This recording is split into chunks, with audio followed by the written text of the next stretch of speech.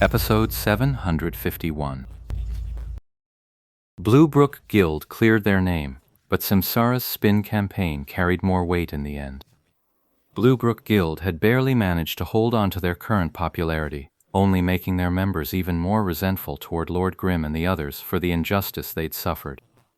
As for Samsara, this wave of hype had gathered quite a following, and then, in a later interview, the club went on at length about the fighting spirit their team embodied.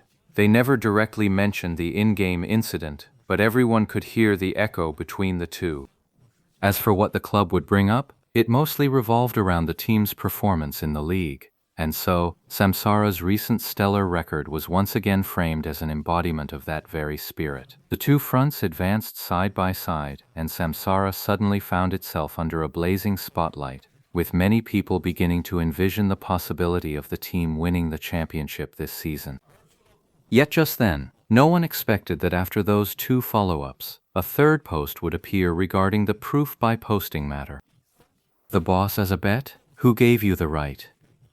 This post was a harsh critique of the 8 major guilds for using the boss as a bet and making it official. The logic of the post was simple. The boss doesn't belong exclusively to the major guilds. In theory, it belongs to every single player in Glory. Why should the major guilds get to claim the boss as their own personal prize to fight over? This post caused quite an uproar. Forget supporters and fans. Who in Glory doesn't dream of taking down a boss like that? Or rather, everyone hopes to snag some gear off it. But a wild boss clearly isn't something one can conquer alone. Even a slightly weaker team might just end up wiped out. So, as always, only the tightest-knit guilds ever managed to take down a wild boss. Club guilds were the cream of the crop, and wild bosses were the crown jewels of their competition. After years of struggle, 9 times out of 10, those bosses ended up in their pockets. To be honest, they'd really gotten used to treating wild bosses as their own personal property. The moment that Iron Rule was laid down, controversy erupted. After all, the reasoning behind it was only half-baked at best. When it came to wild field bosses, the club guilds never actually dared to shout that the boss belonged to them, and anyone who tried to kill it would die. After all, these club guilds had an image to maintain. If someone wanted to contest it, they could either PK or compete for damage output. Deal with whatever comes, compete on equal footing, no exceptions. Bosses belong to every player. Well, in that case, the club guilds certainly had the right to go after the boss. If they killed it, that was just following Glory's usual rules of competition. No one was going to retaliate just because someone else snatched their boss away. So if there's fault to be found, it's that this whole sword on stone affair was handled rather poorly. Too blatant a disregard for the feelings of the player base. The guilds had long since grown used to this, and honestly, so had the players. Otherwise, why would no one have noticed anything wrong with it in the first place? But now that someone had pointed it out from this angle, it immediately sparked a wave of controversy. Naturally, the guild members defended their own, while the rest of the players tore into the big guilds for their blatant disregard of everyone else. This turn of events was even more shocking than the follow-up moves from Bluebrook Guild and Samsara. This time, it wasn't just the 8 major guilds that got slapped down. It was a unified crackdown on all their club-affiliated guilds.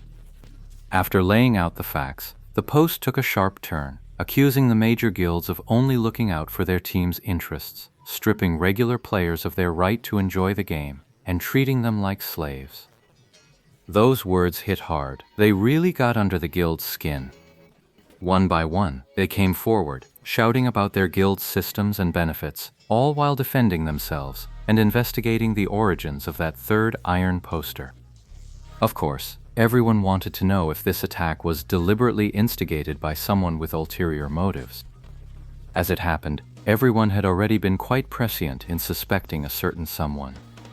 But when they checked, the poster wasn't using a throwaway account, nor was he anyone particularly famous. His presence was scattered across every corner of the Glory forums, making him look like just another ordinary player who liked to browse and chat during his downtime. But the major guilds still didn't dare let their guard down.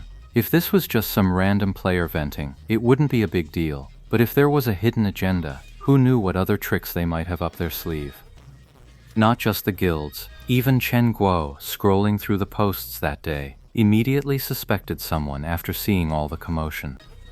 She turned to Yi Shu and asked, "Is this your alt account?" Come to think of it, Sheng Guo and Ye Shu had been hanging around together all this time, but she never once saw him write anything. Yi Shu tilted his head to admire it for a moment, then shook his head. Nope. Every major guild is losing their minds over this. Take a look. Sheng Guo was about to switch back to the forum homepage to show Ye Shu when she saw that every major guild had issued a statement, all desperately trying to defend themselves against the controversy sparked by that post, especially the accusation of treating guild players like slaves. That, at least, had to be clarified. Yi Shu barely glanced at it, as if he couldn't be bothered at all. He turned back to his own affairs. Over the next 2 days, Ye Shu barely logged into the game at all. Instead, he was studying the research thread on skill points that Wei Chen had compiled. In this post, Wei Chen listed a massive number of quests in Glory, detailing how to obtain skill books from these quest maps with a higher probability. With Yi Shu's foundation in Glory, he didn't need to test most theories to judge their reliability. In the end, even Ye Shu had to admit that Wei Chen's research couldn't really be dismissed as superstition. The only thing it lacked was data to back it up. In Wei Chen's research, he labeled all of these as hidden conditions, and the reason for his confidence, as he put it, was that Glory's design had never been short on hidden mechanics. Take skills, for example. Most of them had hidden effects that could only be triggered under certain conditions. And because players use skills so frequently, almost all of these hidden mechanics have been discovered. So just how many hidden factors are still buried in Glory? This skeptical attitude was one of the reasons Wei Chen devoted himself to researching how skill books dropped, though of course he also saw it as a way to get rich. That was something he'd already admitted outright when discussing the document's contents with Ye Shu.